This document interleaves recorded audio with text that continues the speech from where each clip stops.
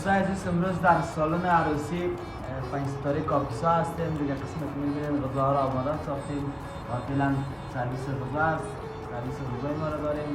دیگه دوستا و عزیزانی که مبلغ خوشی داشته باشن در ولایت کاپیسا میتونن که در سالن عروسی 5 ستاره کاپیسا خودشون را برگزار کنن با جدیدترین امکانات و قیمت مناسب. همیشه خوشخندان و سرسلامت.